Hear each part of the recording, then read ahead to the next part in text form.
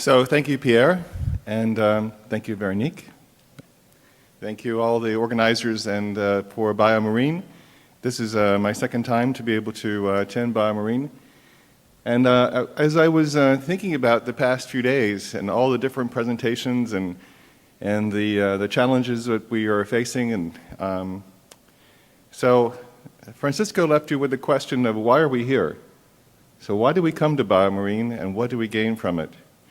And I think as far as Novus goes, I would put it back in terms of the Novus vision. 22 years ago, we started as a company, and we started with a common vision. And we, rather bold vision for a small company of about $200 million in sales, and we're selling one product, and primarily selling that one product into the poultry industry. That one product being an important product, methionine, an amino acid, essential to life, definitely essential to the poultry industry. And that vision, we established that vision, helping to feed the world wholesome and affordable food. And I think that has been very important to Novus as an organization, to be a kind of a rallying kind of a organizing theme, a purpose statement, if you like, for us as an organization as we have grown. And we've grown quite extraordinarily over the past 20 years to over $1 billion in sales. Still most of that in the poultry industry. And if you think about it, this is the way in which the evolution has happened in terms of livestock and terrestrial production. It's been an incredible ride if you think how much that industry has grown over 20 years, and we have grown along with it. If we go back to something like the 1960s, the feed efficiency that we had then in poultry was 3.2.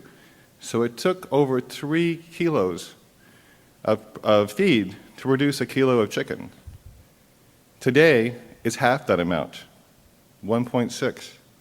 So the optimization that we've been able to achieve in that industry over time, by putting the resources in, the technology, by actually working together, and that goes all the way across from processing and value added, a whole new branding. If you think back 30 years ago, you would go into the supermarket, there was unbranded chicken.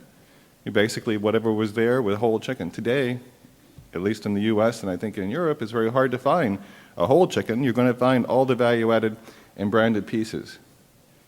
This is where our industry here, we need to go. We need to think about that consumer. That consumer really is missing here in the audience today.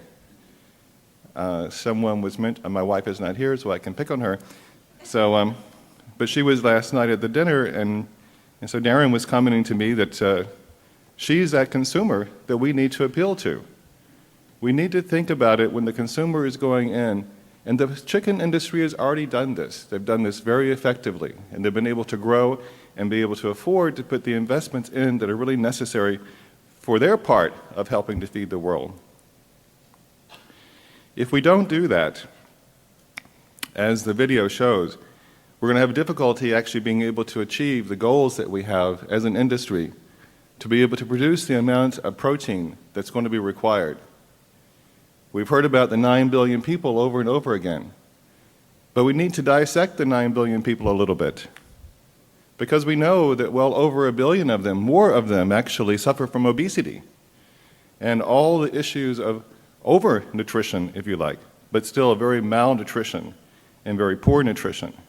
And those people are living here in Canada, they live in the United States, they live in Europe, and increasingly we find those people living in the developing world. You actually know that the diabetes is higher, the number of people with diabetes is higher in India and China than in the United States.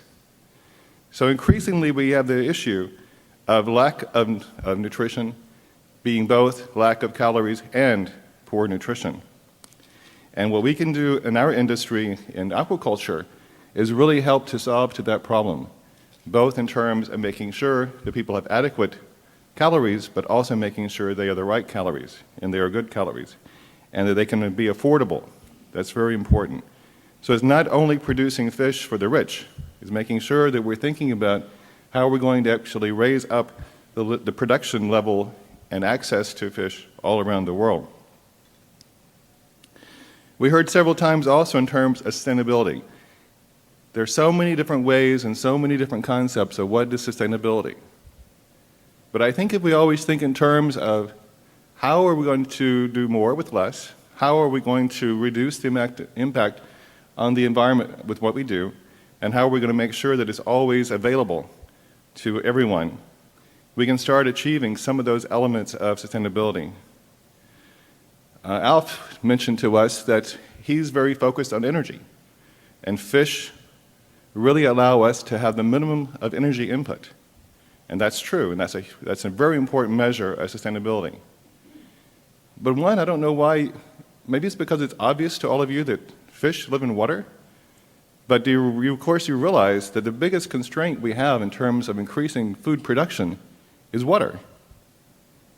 And the most efficient species or protein source to use water is fish. If we're going to be able to produce the food that we require, we have to be able to use the oceans to be able to provide that. There's not enough arable land and definitely not enough potable water to be able to achieve what we need to achieve in terms of additional protein production. But there is enough water in the oceans.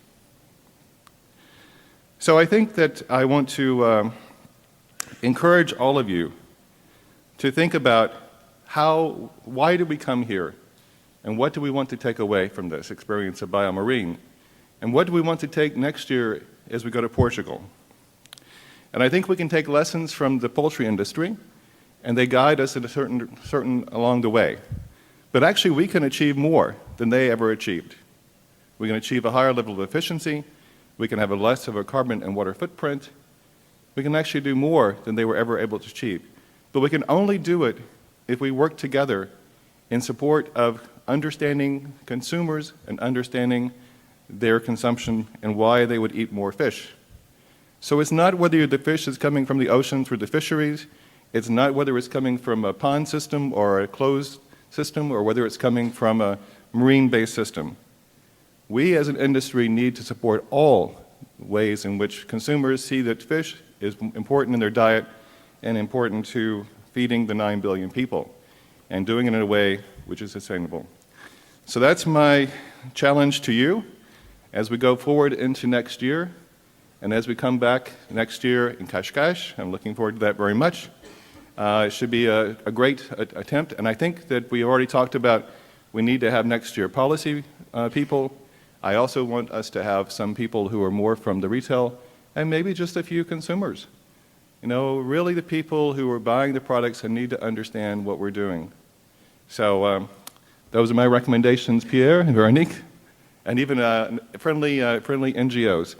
Let's broaden the audience a little bit more and get a little bit deeper dialogue, and maybe even a few sparks flying next year. Thank you.